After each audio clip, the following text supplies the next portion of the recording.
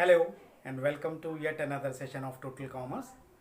आज के टॉपिक में मैं जीएसटी से रिलेटेड टैक्स इनवॉइस या जीएसटी इनवॉइस उसके बारे में डिस्कशन करूंगा। पिछले वीडियोस में मैंने आपसे टाइम ऑफ सप्लाई के बारे में डिस्कस किया था और टाइम ऑफ सप्लाई का रेलेवेंस जीएसटी इनवॉइस से ही है कि इसलिए मैं आपको टाइम ऑफ सप्लाई तो नहीं एक्सप्लेन करने जा रहा। हाँ, जीएसटी इनवॉइस के बारे में मैं आपको आज डिटेल में डिस्कस कर रहा हूँ। ओके, देखिए, जीएसटी इनवॉइस कह सकते हैं या आप टैक्स इनवॉइस कह सकते हैं। ये under section 31 of CGST act 2017 दिया हुआ है। इस एक्ट में ये बताया हुआ है सेक्शन 31 में कि liability to raise tax invoice arises, तो liability to pay GST will arise at the time of supply. तो टाइम ऑफ सप्लाई गुड्स के केस में अलग है और सर्विसेज के केस में अलग है। गुड्स के केस में टाइम ऑफ सप्लाई है ऑन और बिफोर रिमूवल ऑफ डिलीवरी। हाँ, ये नॉर्मल गुड्स के केस में है। अगर ये कॉन्टिन्यूस सप्लाई का केस होगा तो इशू ऑफ अकाउंट स्टेटमेंट हो जाएगा या जब आपको पेमेंट मिला होगा तब हो जाएगा।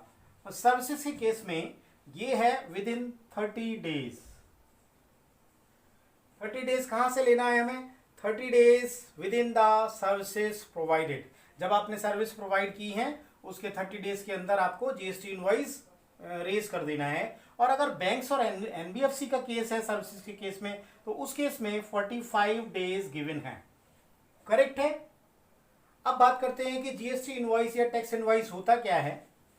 जीएसटी इनवॉइस या tax invoice is a list of goods और सर्विसेज प्रोवाइडेड। या तो गुड्स जितना सेल किया है उसकी लिस्ट है या सर्विस क्या प्रोवाइड की है उसकी बारे में वो डिटेल देता है, उसकी लिस्ट देता है।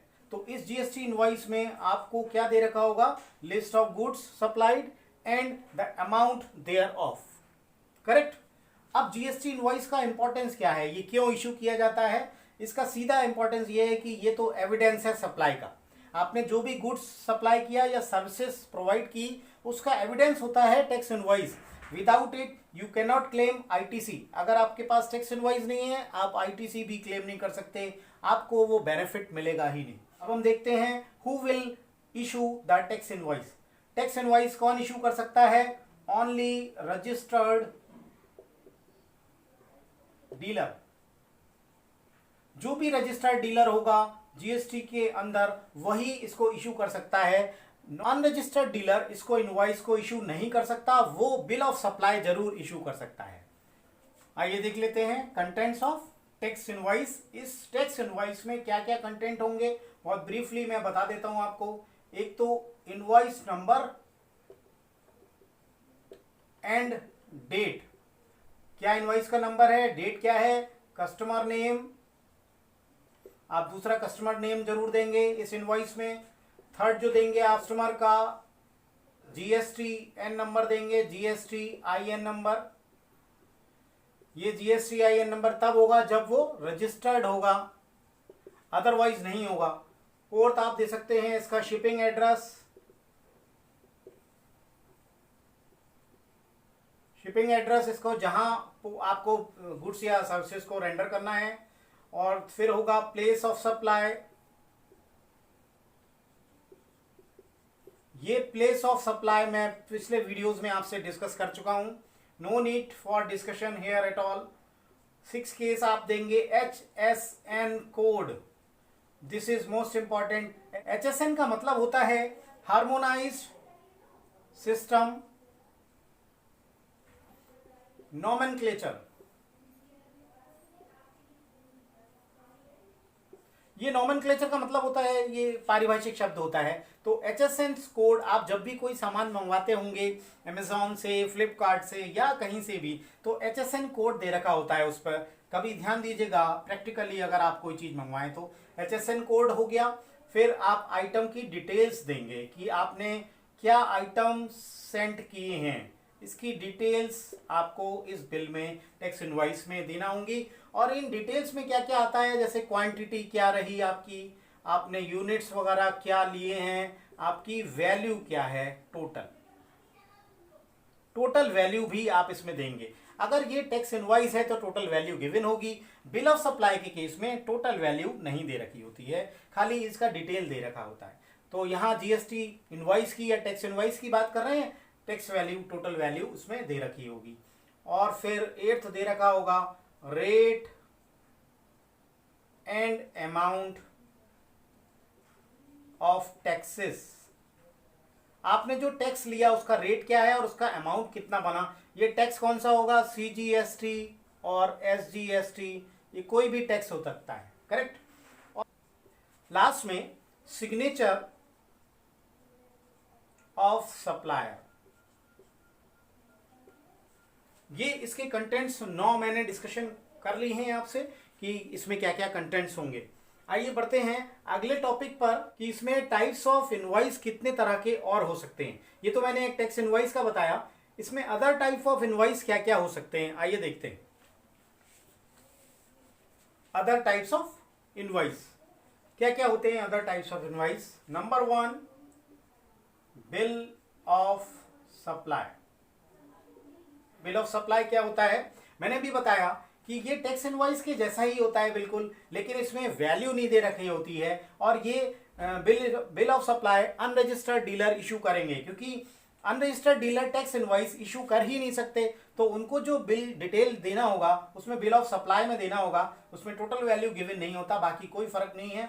अब आप पूछेंगे कि बिल ऑफ सप्लाई कब इशू कर सकते हैं, तो उसके 2 सिचुएशन होंगे कि it is issued when the tax can not be charge, और टैक्स कब चार्ज नहीं करेंगे, ये 2 सिचुएशन पे डिपेंड करेगा।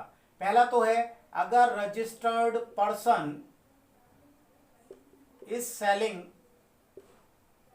कौन से गुड्स बेच रहा है वो, सिंपल सी बात है, एग्जेम्प्टेड गुड्स।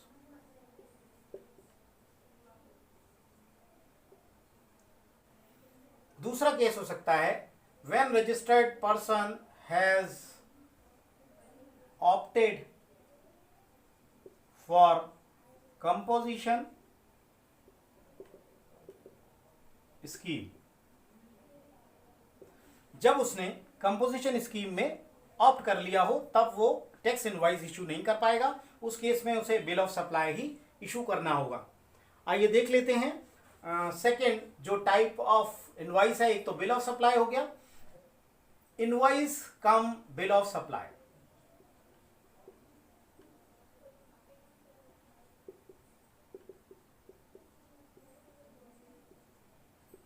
ये क्या होता है invoice come bill of supply, in case he is supplying both taxable and exempted goods. अगर कोई डीलर दोनों गुड्स की सप्लाई कर रहा है, एग्जेम्प्टेड भी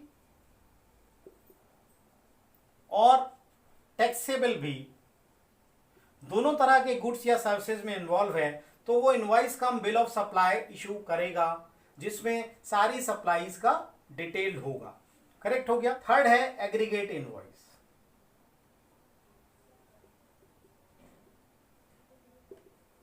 एग्रीगेट इनवॉइस क्या होता है, एग्रीगेट इनवॉइस होता है जब आपकी value of supply is less than 200।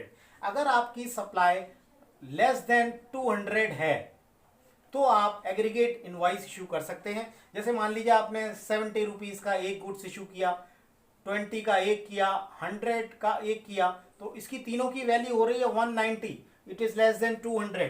तो उस केस में आप मल्टीपल इनवॉइसेस ना इशू करके आप एक सेपरेट इनवॉइस इशू करोगे, जिसको बोलेंगे aggregate invoice if it is less than 200। Next and fourth category is the debit note and credit note. Debit note and credit note, ये आपका पाला बहुत चीजों से पड़ेगा। डेबिट नोट और क्रेडिट नोट का क्या होता है ये डेबिट नोट और क्रेडिट नोट, आइए देख लेते हैं। Simply, debit note is issued by the seller when amount increases.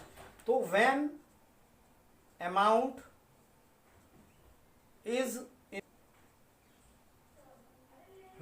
is increased, seller issues the debit note.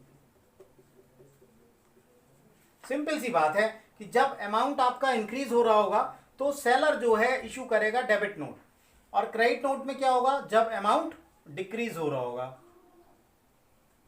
Simple सी बात है। अगर इंक्रीज हो रहा है तो डेबिट नोट, अगर डिक्रीज हो रहा है तो क्रेडिट नोट। उसका रीजन क्या है कि अगर अमाउंट इंक्रीज हो रहा होगा तो हम पार्टी को डेबिट करेंगे तो डेबिट नोट हो जाएगा, अगर अमाउंट डिक्रीज हो रहा होगा तो हम पार्टी को क्रेडिट कर देंगे तो क्रेडिट नोट इशू हो जाएगा।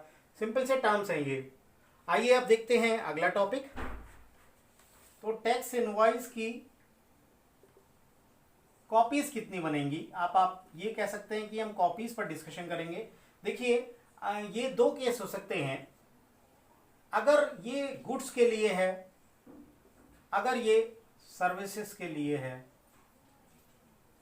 ठीक है, तो गुड्स के केस में इसकी 3 कॉपीज बनेंगी, 1, 2 एंड 3। फर्स्ट कॉपी जाएगी आपकी जो रेसिपिएंट ऑफ गुड्स है,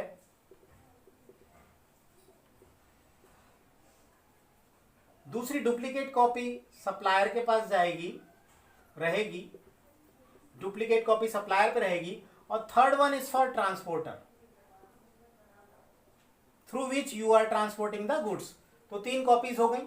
सर्विसेज के केस में ये 2 ही कॉपी रह जाएंगी, एक तो रेसिपिएंट को जाएगी